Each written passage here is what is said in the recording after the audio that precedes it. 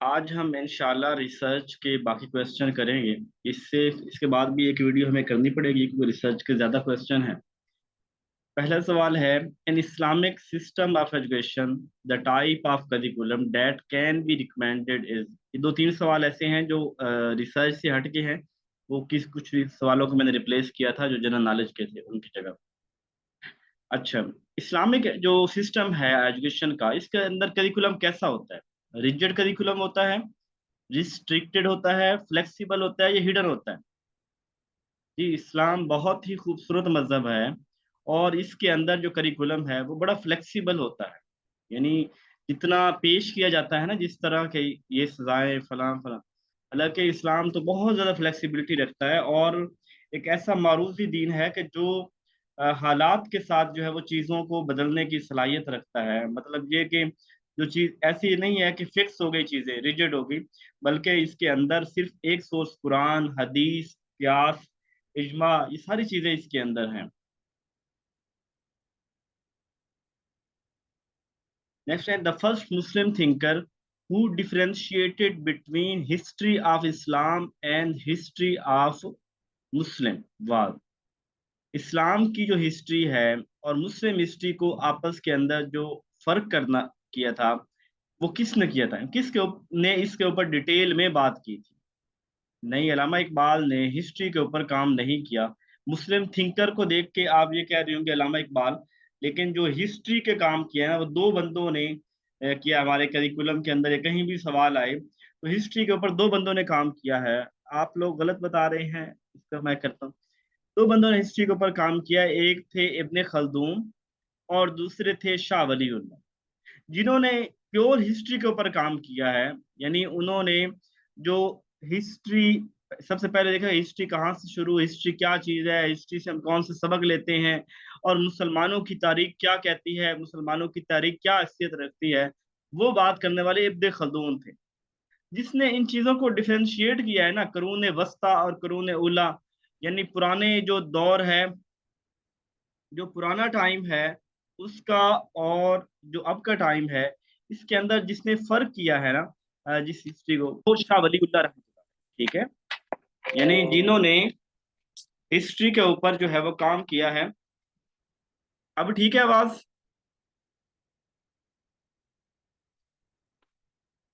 तो जिन्होंने इस्लाम की हिस्ट्री, मुसलमानों की यानी मौजूदा जो हिस्ट्री का आपस के अंदर फर्क किया है ना, वो शाह वलीउल्लाह है। और जिसने हिस्ट्री को उससे बात की थी वो दूसरे थे, इब्ने खल्दून थे।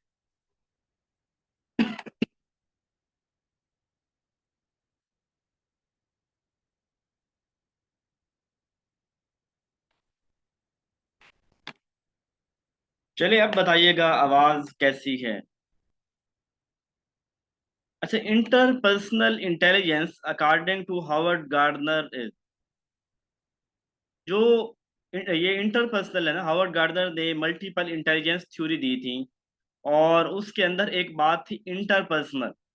अब इंटरपर्सनल का कंसेप्ट जो है वो क्या कहता है? सेंसिटिव टूवर्ड सेल्फ, यानी अपनी जात के मुतालिक जो है वो सेंसिटिव हो जाना, या दूसरों के मुतालिक जो है वो ज्यादा उनके मुतालिक सेंसिटिव हो जाना, या नॉट सेंसिटिव, या अपनी जात नहीं होगा। या आप क्यों इसको गलत समझ रहे हैं?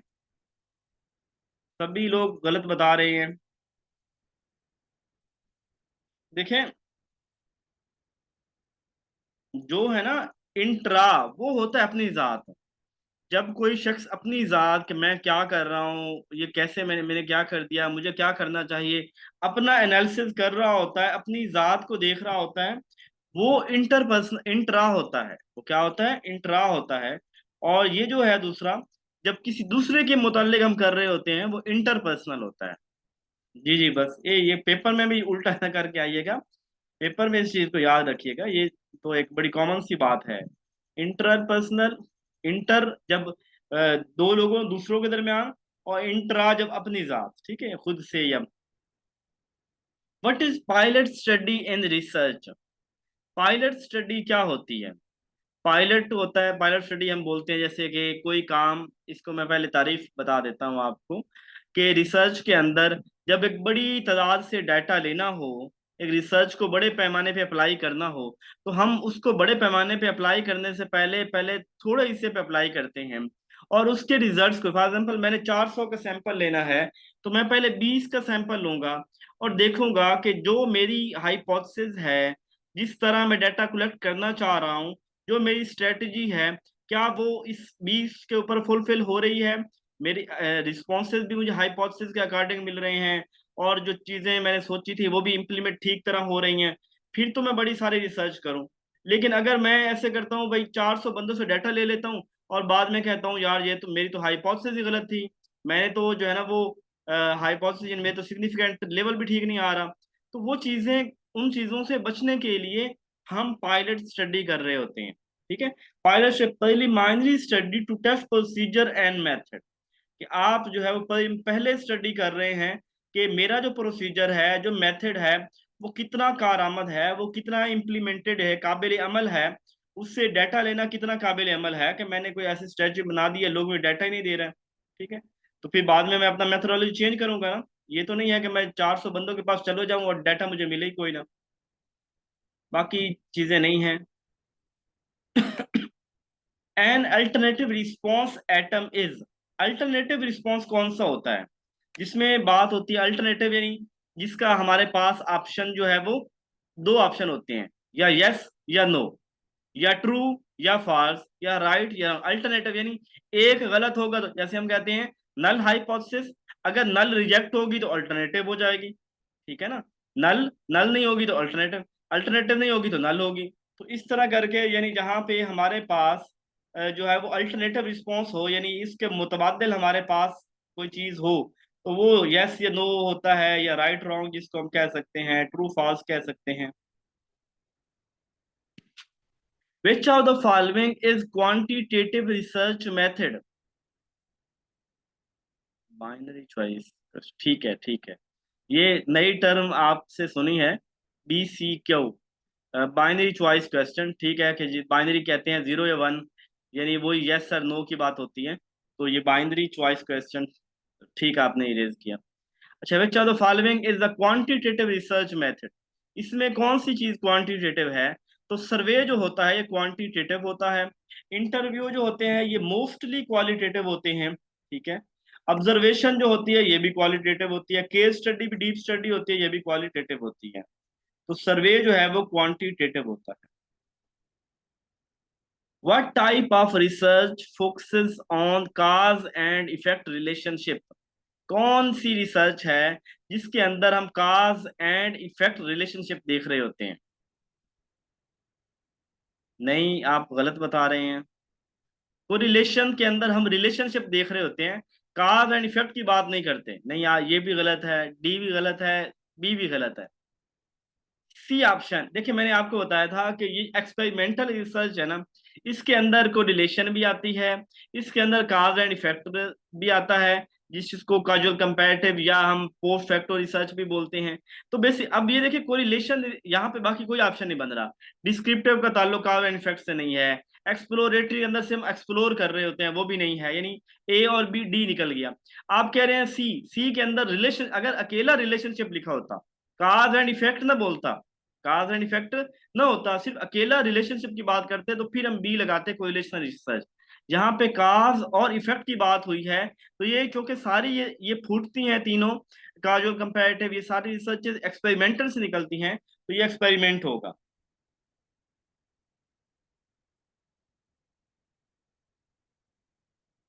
What is the purpose of a literature review in educational research? जब आप रिसर्च कर रहे हैं, तो रिसर्च के दौरान आप लिटरेचर रिव्यू करते हैं, तो लिटरेचर रिव्यू का करने का मकसद क्या होता है? टू समराइज रिसर्च फाइंडिंग, कि जो रिसर्च की फाइंडिंग उसको समराइज करना। ठीक बात है। देखें, जो आपका लिटरेचर रिव्यू लेते हैं ना आप उसके अंदर सब कुछ देख रहे होते हैं, यानी आप, ये भी नो डाउट सबके जहन में ये बात आ रही होगी, to identify gap in knowledge.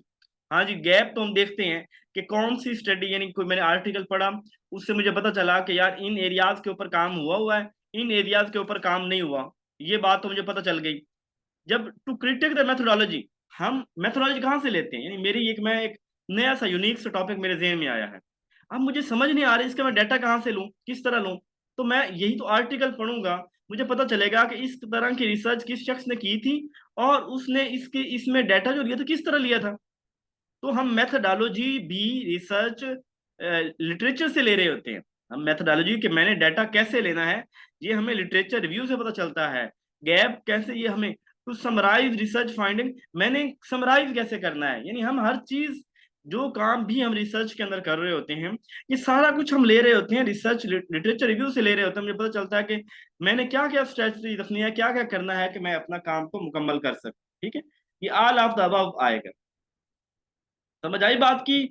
सिर्फ गैप को देखना नहीं है, बस ये गैप को देख के आप कहें कि ये गैप है तो यही काम करते हैं हम सारा कुछ। हम उससे मेथोडोलॉजी भी ले रहे हैं, हम समराइज भी कर रहे हैं, हम आर्टिकल बुक करके भी तो समराइज करते हैं। What type of research aims to explore a new area or topic and gain a deeper understanding of? कौन सी रिसर्च है जिसके अंदर हम चीजों को एक्सप्लोर करते जाते हैं, यानी और खंगालते जाओ और उसके मुतालिक जानो, एक कोई नया टॉपिक क्रिएट करना, कोई नया नया एरिया देखना, किसी चीज के बारे में बड़ी गहराई के अंदर जाना, उसको एक्सप्लोर करना, ये एक्सप्लोरेटरी रिसर्च होता है। ठीक है, जहां पे भी हम चीजों को खंगालने की बात कर रहे होंगे, चीजों को डीप लेवल पे देख रहे होंगे, उसके अंदर नॉलेज में इजाफा करी जा रहे होंगे, करी जा रहे होंगे, जहां हाइपोथेसिस बना रहे होंगे, ठीक है, वो एक्सप्लोरेटरी रिसर्च होती है। साइक्लिक इन नेचर इज, कौन सी रिसर्च है जो साइक्लिक है? बेसिक रिसर्च है, अप्लाइड रिसर्च, एक्शन या ऑल, ये तमाम साइक्लिक हैं। कौन सी रिसर्च है जिसे साइक्लिक रिसर्च कहा जाता है? साइक्लिक मतलब कि पहिया चलता रहता है। ठीक है, यानी आज एक काम किया है वो हो गया, कल नया शुरू हो जाएगा। ठीक है, साइक्लिक है, यानी उसका काम चलता ही रहता है मुसलसल। आज मैंने एक रिसर्च की कि क्लास में ये बच्चे अब्सेंट क्यों हैं, कल मैं देखूंगा कि ये बच्चे जो है ना वो पढ़ के क्यों नहीं आते। अब ये मुसलसल चल रही होगी, उसे हम साइक्लिक रिसर्च बोलते हैं। In action research process which one is the following sequence, जब आप एक्शन रिसर्च कर रहे होते हैं तो स्टेप्स आप उठा रहे होते हैं, उन स्टेप्स को, मैंने आल तो नहीं कहा, साइक्लिक तो एक्शन रिसर्च है। कौन से, इससे का पिछला कोई है? नहीं नहीं नहीं, आल नहीं है, सॉरी। साइक्लिक बोलते हैं जिसमें एक्शन एक्शन रिसर्च का दूसरा नाम साइक्लिक है। ठीक है, अच्छा, action research process which one is the following sequence, कौन सी चीज जो है वो किस, यानी एक्शन रिसर्च में जो हम काम कर रहे होते हैं क्लास में, वो किस सीक्वेंस के साथ होते हैं? प्लान, पहले प्लान करते हैं, फिर एक्शन लेते हैं, फिर एक्शन की बुनियाद पे ऑब्जर्व करते हैं कि कुछ तब्दीली आई है कि नहीं आई, फिर एट द रिफ्लेक्शन बैक करते हैं कि वो अगर ठीक हुआ तो ठीक है, अगर वो मेरा उस प्रोसेस से मुझे कामयाबी नहीं मिली तो फिर मैं अगेन कोई दोबारा से काम शुरू करूंगा। क्या ये ए ठीक है? या पहले आप ऑब्जर्व करेंगे, फिर आप प्लान करेंगे, फिर एक्ट, फिर रिफ्लेक्शन करेंगे, या रिफ्लेक्शन पहले होगी, रिफ्लेक्शन। अब मैं यहाँ पे आपको ना दिखाता हूँ कि अगर समझे आपने नहीं पढ़ा, ये तो स्टेप उसके अंदर टॉपिक के अंदर लिखे हुए हैं जो मैंने आपने नोट्स दिए थे, लेकिन अगर आपको नहीं पता कि ये क्या है, अब जिस बंदे को पहले आ गया रिफ्लेक्ट, तो फौरी तौर पे कहेगा कि रिफ्लेक्शन हमेशा, फीडबैक रिफ्लेक्शन हर चीज की हमेशा एट द एंड होती है। अब ये तो बिल्कुल होगा नहीं, यानी इसको तो कर लो क्रॉस। ऑब्जर्व, एक्ट, अब यहाँ पे देखो, चलो आपको जेन में ये आ रहा है ऑब्जर्व पहले है, तो देखें ये जो रिफ्लेक्ट है ये पहले आ गया, प्लानिंग एट द एंड आ गई है। क्या प्लानिंग बाद में होती है? ये भी नहीं होगा, यानी सी और डी उड़ा दिया। अब रह गए ए और बी। आप कह रहे हैं कि ऑब्जर्वेशन पहले होगी, फिर प्लान करेंगे, फिर एक्ट करेंगे, फिर रिफ्लेक्शन करेंगे।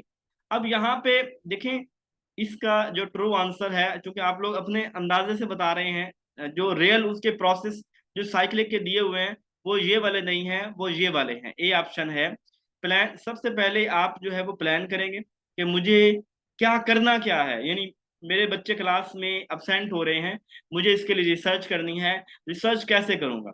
फिर जो आपने प्लानिंग की है आप उसके ऊपर अमल करेंगे, आप क्या लेंगे, उसके ऊपर एक्शन लेंगे, जो जो टेक्निक स्ट्रेटजी आपने बनाई आप उसको इम्प्लीमेंट करेंगे।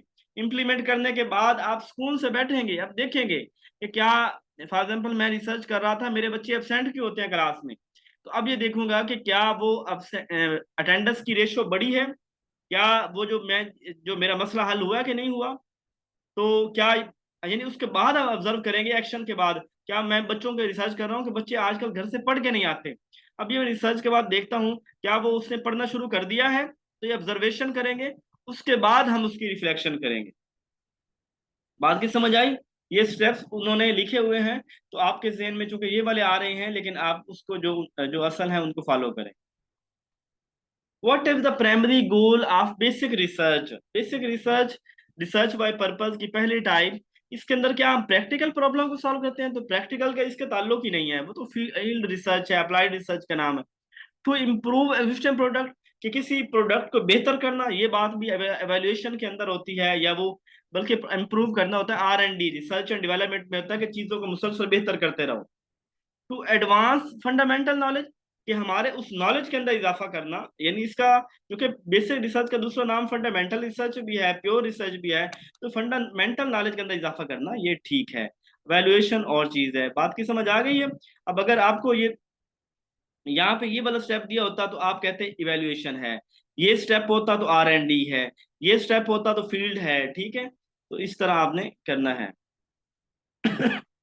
विच रिसर्च हैव हाई कंट्रोल, कौन सी रिसर्च है जहां पे कंट्रोल बहुत हैवी होता है, हाई होता है? कौन सी रिसर्च है? आप बताएं जरा, ये मैंने बात आपको समझाई हुई है। गलत गलत, एक्शन में तो कंट्रोल होता ही कोई नहीं है, यानी इनके अंदर सबसे वीकेस्ट, सबसे कम जो कंट्रोल होता है एक्शन में होता है। सबसे ज्यादा कंट्रोल जो होता है वो बेसिक रिसर्च के ऊपर होता है। मैंने आपको बताया था, बेसिक रिसर्च जानवरों के ऊपर की जाती है, लिबॉर्टरी के अंदर की जाती है, इसके अंदर थ्योरी को डेवलप कर रहे होते हैं साइंटिस्ट और एक्सपर्ट्स जो हैं, वो इसको डेवलप कर रहे होते हैं। इसके अंदर चूंकि थ्योरी डेवलप होती है, ये इंतहाई हाई कंट्रोल के अंदर हो रही होती है, कोई इररेलेवेंट चीज जो है वो उसके अंदर कहीं कहीं असर न कर रही हो। इस वजह से करके हम जो है वो बेसिक रिसर्च के अंदर जो थ्योरी डेवलप करते हैं, बहुत हाई कंट्रोल होता है यहाँ पे। फिर हम उसको अप्लाइड रिसर्च में फील्ड में आके इंसानों के ऊपर अप्लाई करते हैं। अब जब अप्लाई कर रहे होते हैं उस वक्त थोड़ा कंट्रोल कम हो जाता है। वो कम इसलिए होता है कि इंसान बजाते खुद जो है ना वो समझदार है, शऊर रखने वाला है, तो कुछ चीजें इंसान खुद मैनिपुलेट कर लेता है। तो उस वजह से करके अप्लाइड के अंदर हमारे पास कंट्रोल बेसिक की निस्बत कम हो जाता है, लेकिन टाइट हम रखते हैं वहां भी। लेकिन बदल क्योंकि इंसान शऊर रखता है, इस वजह से करके हम हमारा जो है ना वो होता है। और एक्शन रिसर्च जो होती है, इसके अंदर कंट्रोल बहुत कम होता है, क्लासरूम में होती है। और क्लासरूम में एक टीचर जो तो पहले रिसर्च आती ही कोई नहीं होती, टीचर को रिसर्च आती कोई नहीं है, टीचर पढ़ाए कि बच्चों को रिसर्च करवाए, इस वजह से करके मसाए। तो ये बेसिक रिसर्च है। क्लियर हुई सबको? ठीक हो जाएगी, थोड़ा इंटरेस्ट लें, दिलचस्पी लें। नो डाउट रिसर्च एक मुश्किल चीज है, मुश्किल नहीं है मतलब कि बहुत वास्ट है, और वो लोग जिनका या तो स्टैट के अंदर बैकग्राउंड हो वो बेहतर समझ सकते हैं इन चीजों को, या जिनका एजुकेशनल बैकग्राउंड रिसर्च का नहीं है उन्हें थोड़ा सा जोर लगाना पड़ता है। What is the common outcome of the research and development research? इंशाल्लाह। अच्छा, तो आउटकम, रिसर्च एंड डेवलपमेंट, हमने बेसिक जो रिसर्च बाय पर्पस की 5 टाइप पढ़ी थी, उनके अंदर चौथी टाइप मैंने आपको पढ़ाई थी रिसर्च एंड डेवलपमेंट, R&D। अब रिसर्च एंड डेवलपमेंट का क्या पर्पस होता है? क्या असेसिंग प्रोग्राम इफेक्टिवनेस, इफेक्टिवनेस किसी भी चीज की देखनी हो उसको इवेल्युएशन रिसर्च बोलते हैं। एक्सप्लोरिंग थ्योरेटिकल फ्रेमवर्क, थ्योरी की बात सिर्फ सिर्फ और सिर्फ होती है बेसिक रिसर्च के अंदर होती है। डिवेलपिंग न्यू टेक्नोलॉजी और प्रोडक्ट्स, कि नई टेक्नोलॉजी को डेवलप करना या प्रोडक्ट्स को नई नया बेहतर करना, तो ये होती है हमारी R&D, ठीक है? स्टडिंग हिस्टोरी, हिस्टोरिकल ट्रेंड नहीं है। R&D का पता है R&D क्या होती है? देखिए, मैं कहता हूँ कि मैंने ना एक कंपनी बनाई और उसके अंदर जो है वो फॉर एग्जाम्पल कॉस्मेटिक्स की कंपनी बनाई मैंने, और कॉस्मेटिक्स जो है मैं सेल कर रहा हूँ। मार्केट के अंदर एक नया कंपनी शैम्पू है, एक नया आ गया है, और वो उसकी प्राइस के अंदर भी कम है, और वो जो है ना वो compete कर रहा है मुझे। अब यहाँ पे R&D का काम होगा, वो अपनी कुछ नया ब्रांडिंग करेगा अपनी, यानी अपनी के जो अपनी प्रोडक्ट है उसके अंदर कुछ नया ऐड कर देंगे, और फिर उसकी एडवर्टाइज करेंगे कि देखिए हम इतने पैसों में ये कर रहे हैं, ये क्वालिटी दे रहे हैं। यानी R&D का मतलब होता है रिसर्च, मुसलसल कुछ ना कुछ तब्दीलियां लेके आना, इंप्रूवमेंट करना, चीजों के अंदर बेहतरी करना, मार्केट को compete करना, तो ये R&D का काम होता है। What is the key characteristics of applied research. अब applied research में क्या करते हैं? It is conducted in controlled laboratory environment. Laboratory में कौन सी रिसर्च होती है? मैंने आपको बताया था लेबॉर्टरी में सिर्फ बेसिक रिसर्च होती है, ठीक है, तो ये अप्लाइड नहीं होती। It seeks to advance theoretical knowledge. अब ये थ्योरेटिकल नॉलेज की बात अभी बेसिक रिसर्च के अंदर वो भी नहीं है। It is driven to practical application and solution. ये प्रैक्टिकल एप्लीकेशन और सोल्यूशन की बात करती है। ये वाला इसका जो है वो करेक्ट आंसर है कि अप्लाइड को हम अप्लाई जब कर रहे होते हैं, प्रैक्टिकल कर रहे होते हैं, वो उसका करेक्ट आंसर होता है। अच्छा जी, D option, to primary involve philosophical inquiry. जब फिलोसफी के बाद ये बेसिक रिसर्च के अंदर आएगा। अब फिलोसफी भी नजरियात की बात होती है, नॉलेज की बात होती है, कहाँ से लेना है नॉलेज, कैसे लेना है, क्या होगा। तो ये फिलोसफिकल जो इंक्वायरी है ये भी हमारे पास बेसिक रिसर्च के अंदर आएगा। What is the main objective of evaluation research? Evaluation research जो है इसका मेन ऑब्जेक्टिव क्या है? क्या एवेल्युएशन से नई थ्योरी डेवलप करती है? नहीं, वो तो हम बेसिक रिसर्च में करते हैं। टू क्रिएट इनोवेटिव प्रोडक्ट, कोई नई प्रोडक्ट करते हैं। अब वो या R&D में हो सकता है हमारे पास, या बेसिक में हो सकता है। To assess the outcome of program और पॉलिसीज। अब आउटकम की जब बात हो प्रोग्राम, तो ये हमारे पास एवेल्युएशन रिसर्च होती है, ठीक है। To generate generalisable knowledge, knowledge generalise यानी हर कहीं अप्लाई किया जा सके, वो और ही होगी इसका, यानी यहाँ पे ये नहीं बनती। What is the central goal of research by purpose? ये रिसर्च बाय पर्पस करते हैं जिसके अंदर हमने बेसिक रिसर्च पढ़ी, अप्लाइड पढ़ी, एक्शन पढ़ी, research by research and development की बात की, एवेल्युएशन रिसर्च की। अब इसका मकसद क्या है? इस सारे रिसर्च का बेसिक में क्या करते हैं? क्या हम अपने प्रॉफिट को बेहतर कर रहे होते हैं? जी बिल्कुल, प्रॉफिट को हम इसके ये तो रिसर्च का पर्पज यही होता है। रिसर्च तीन बातों को फोकस करती है। मतलब आज का जो रिसर्च, एक होती है कि कोई टेक्नोलॉजी है तो उसका साइज कम से कम करो, उसका वेट कम से कम करो, उसका जो है साइज कम हो, वेट कम हो, और उसकी एक्यूरेसी ज्यादा करो, ठीक है। तो अब ये मतलब ये कि हम प्रॉफिट को मैक्सिमाइज करें रिसर्च का, उसको साइंटिफिक क्यूरियोसिटी यानी, और उसको अंदर जो जो जो चीजें हमें लगती हैं कि इसको बेहतर क्या वो करें, प्रॉब्लम को सॉल्व करे, हमारे रिस्क को कम करे। ये सारी चीजें ही आती हैं, ये सारी चीजें रिसर्च के पर्पज में आती हैं। What does it mean if a research study fails to reject the null hypothesis?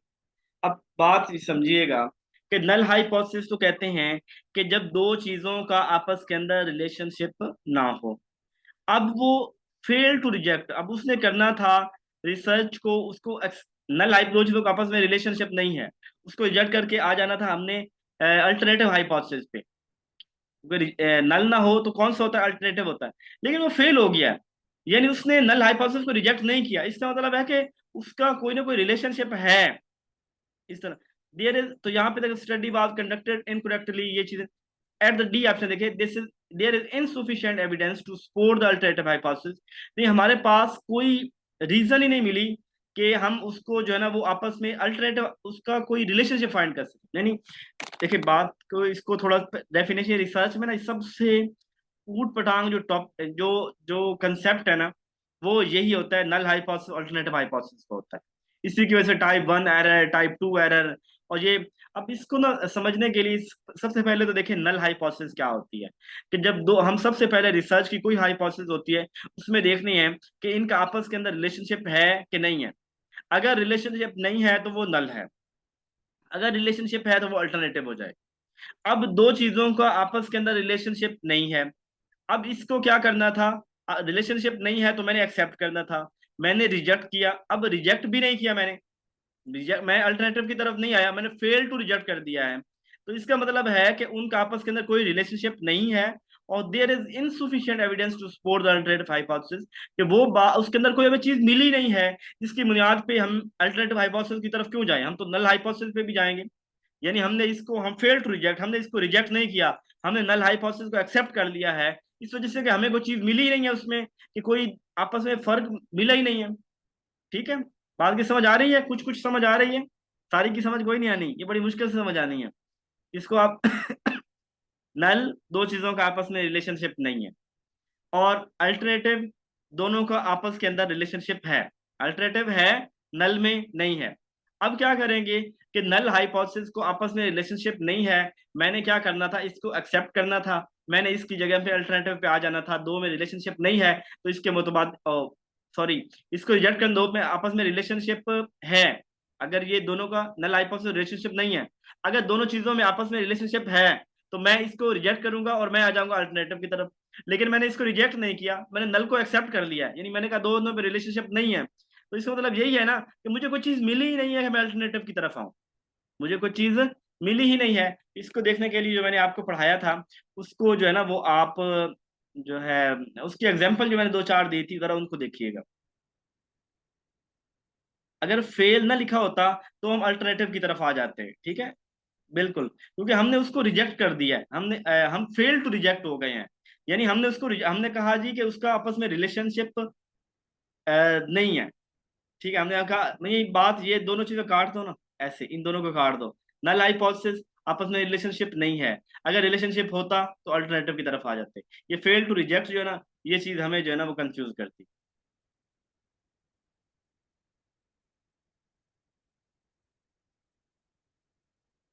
Which statement is true about the formulation of hypothesis? कौन सी स्टेटमेंट है जो हाइपोथेसिस को बनाने के अंदर हमें मदद करती है? It can be skipped if the research is exploratory. अगर रिसर्च हमारी एक्सप्लोरेटरी है तो हाइपोथेसिस को हम स्किप कर देंगे। हाई जो एक्सप्लोरेटरी रिसर्च होती है ना उसके अंदर हम हाइपोथेसिस बना रहे होते हैं, स्किप नहीं करते, बस ये होता है कि थोड़ा सा बेहतर कर दो, थोड़ा नॉलेज और लिया तो और बेहतर कर दो और बेहतर कर दो। It is the final state of research process. Hypothesis तो शुरू में होती है, ये फाइनल तो नहीं होता। It is based solely on personal opinion. ये किसी बंदे की ओपिनियन होती है क्या? देखिए हाइपोथेसिस के पीछे कोई लॉजिक होती है, यानी इंग्लिश उर्दू में तो हम इसे कहते हैं मफरूजा, मफरूजा कोई भी दे सकता है, लेकिन इंग्लिश में रिसर्च की दुनिया में हाइपोथेसिस मतलब जिसके पीछे हमारा एक स्ट्रॉन्ग बैकग्राउंड नॉलेज होता है। It should be inform bye existing knowledge, हम नॉलेज की बुनियाद पे देते हैं, यानी एम नहीं छोड़ सकते, हाँ जी ये वाला कर दें तो इससे मसला हल हो जाएगा, हम प्रॉपर उसकी कोई ना कोई हमें लॉजिक या रीजन देनी पड़ती है। तो हम नॉलेज अपने हाइपोथेसिस हमेशा अपने प्रीवियस नॉलेज की बुनियाद पे दे रहे होते हैं। Which statement best describe a null hypothesis? कौन सी स्टेटमेंट नल हाइपोथेसिस यहाँ पे शो करती है? It predicts a specific outcome, कि ये रिलेशनशिप को बताती है कि इसके बाद ये होगा।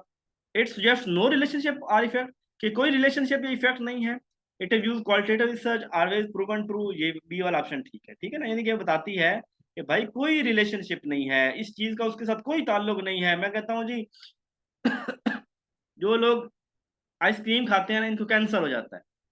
अब ये नल हाइपोथेसिस है कि आइसक्रीम का कैंसर के साथ कोई ताल्लुक नहीं है, कोई ताल्लुक नहीं है, तो ये हमारी नल हाइपोथेसिस हो गई।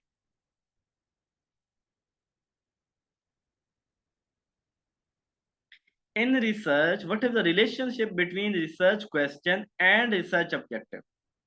जिन लोगों ने एमफिल की रिसर्च की है वो इसको बेहतर जानते होंगे कि रिसर्च क्वेश्चन और रिसर्च ऑब्जेक्टिव में क्या फर्क होता है।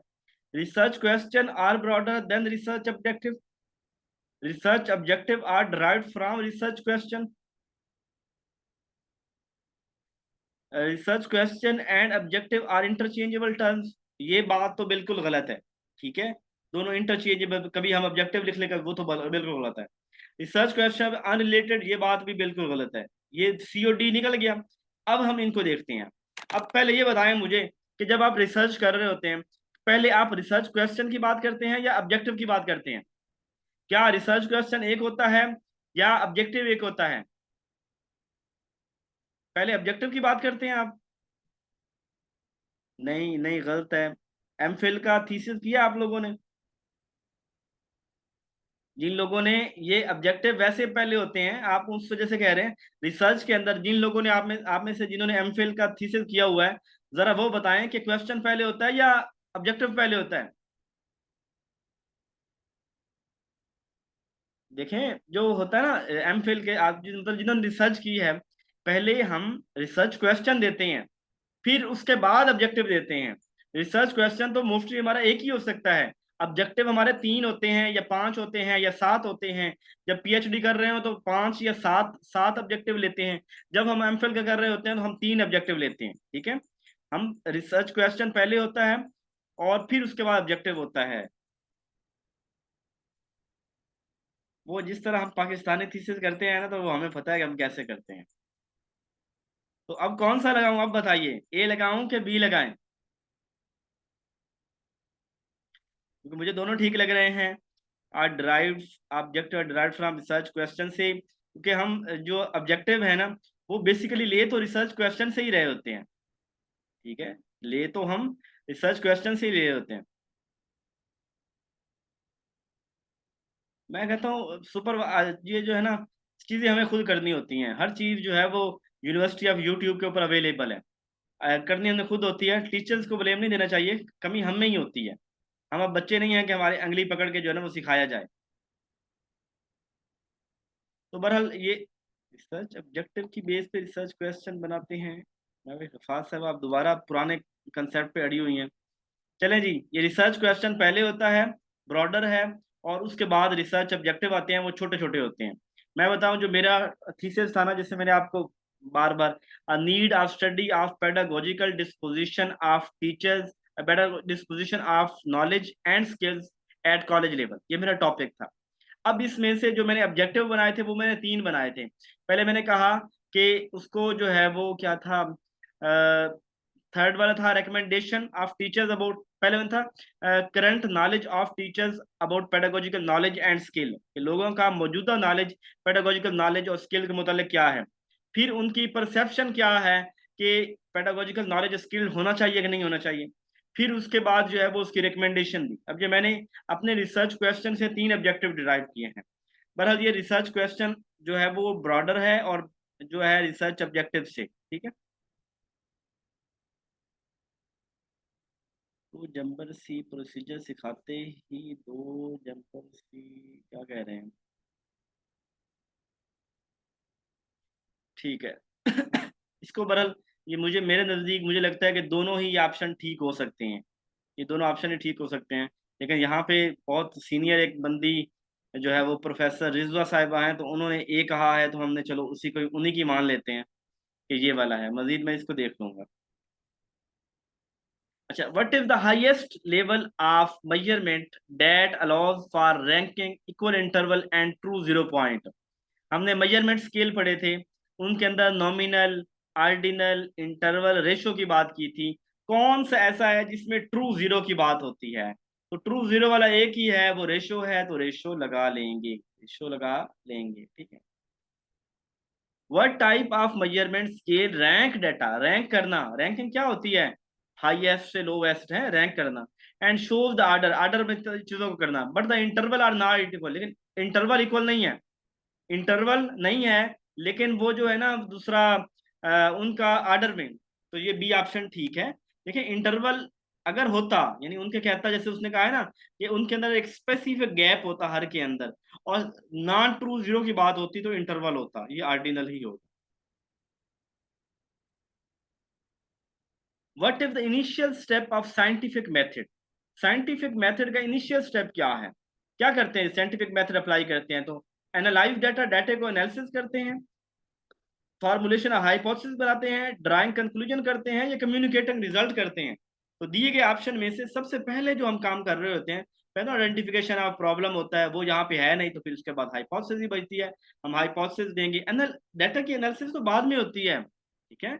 जब हम अब हाइपोथेसिस के बाद डाटा कलेक्ट करेंगे, डाटा कलेक्ट के बाद डाटा को एनालिसिस करेंगे, फिर डाटा को एट द एंड हम उसका कंक्लूजन करेंगे। तो ये जो हमारे पास सबसे पहले होता है रिसर्च, यानी सबसे पहले प्रॉब्लम आता है, आइडेंटिफाई प्रॉब्लम, वो है नहीं यहाँ पे, तो फिर उसका हाइपोथेसिस होता है, वो हमारे पास है। Clear? In the scientific method what is the purpose of drawing conclusion? इन सवालों की बाद में 1 से 2 दफा प्रैक्टिस किया करें, ठीक है। अभी मैं आप लोगों को टेस्ट नहीं दे रहा, मैं थोड़ा मसरूफ हूँ उसी अपनी बुक को रिव्यू करने के चक्कर में, उसी की फॉर्मेटिंग के अंदर जो है ना वो जो टाइम या इजाफे मिलता है वो उधर लगा रहा हूँ। जैसे ही मैं ना उधर से फ्री होता हूँ, अगले एतवार को मैंने वो उनको देने जाना है, यानी आज एतवार गुजर गया है, नेक्स्ट संडे को मैंने वो जहाँ पे है जिनको जिम्मे लगानी है देनी है, तो वो मैं उनके असाइन करके आना है। तो इस हफ्ते के अंदर मुझे बहुत से काम है करने वाले, वो कर दूँ। फिर उसके बाद मैं आपके साथ डेली बेसिस पे टेस्ट भी शेयर करूंगा, ताकि आपकी प्रैक्टिस भी होती रहे। अच्छा जी, in the scientific method what is the purpose of drawing conclusion? Conclusion का मतलब क्या? टू कंफर्म द हाइपोथेसिस, के हम जो कंक्लूजन ड्रा कर रहे होते हैं, बेसिकली ये देख रहे होते हैं कि हमारी हाइपोथेसिस ठीक थी कि गलत थी। मुझे तो ठीक लग रहा है, आप तो डी की तरफ, सारे डी की तरफ भागे जा रहे हैं। टू वैलिडेट पर्सनल बिलीफ, किसी शख्स के पर्सनल बिलीफ, वो तो नहीं है। टू डिसरिगार्ड कंफ्लिक्टिंग, वो भी बात नहीं है कंफ्लिक्टिंग वाली बात। To communicate finding to the public, लोगों के साथ, पब्लिक को, लोगों के साथ जो है वो मतलब फाइंडिंग पब्लिक, सॉरी, लोगों के साथ जो फाइंडिंग्स हैं उनको जो हमने निकाली है वो कम्युनिकेट करना, वो एक अलग चीज है। जो कंक्लूजन रिसर्च जो कर रहे होते हैं ना, रिसर्च करने का साइंटिफिक मेथड में यही देखना होता है, जो मैंने हाइपोथेसिस बनाई थी, क्या वो हाइपोथेसिस ठीक है। अगर रिजल्ट मेरे ठीक नहीं आए उस हाइपोथेसिस के अकॉर्डिंग, तो मेरी रिसर्च सारी गलत गई। ठीक है, बात को समझे आप? यानी मैं रिसर्च कर रहा हूँ इसलिए कि मैंने रिसर्च करते हुए मैंने एक हाइपोथेसिस दी थी। अब हाइपोथेसिस अगर मेरी ठीक, कंक्लूजन बताएंगे कि वो जो है ना, हम फाइंडिंग देख के आपने कहा है, लेकिन फाइंडिंग्स टू द पब्लिक की बात हो रही है, लोगों को अवेयरनेस देने किसी चीज के बारे में, वो बातें नहीं। अभी रिसर्च कर रहे हैं हम, इस चीजों को अप्लाई करने की बात नहीं कर रहे हैं। ठीक है, अच्छा जी। Ethical consideration and research primarily involve, क्या एथिक्स कंसिडरेशन क्या है? प्रूविंग द रिसर्चर हाइपोथेसिस की। एथिकल कंसिडरेशन इसलिए है कि हम रिसर्च को, हाइपोथेसिस को प्रूव करें। अच्छा, प्रूव का लफ्ज ही गलत है। हाइपोथेसिस के साथ प्रूव का लफ्ज आ जाए, ये समझे काटा लगा रहे हैं।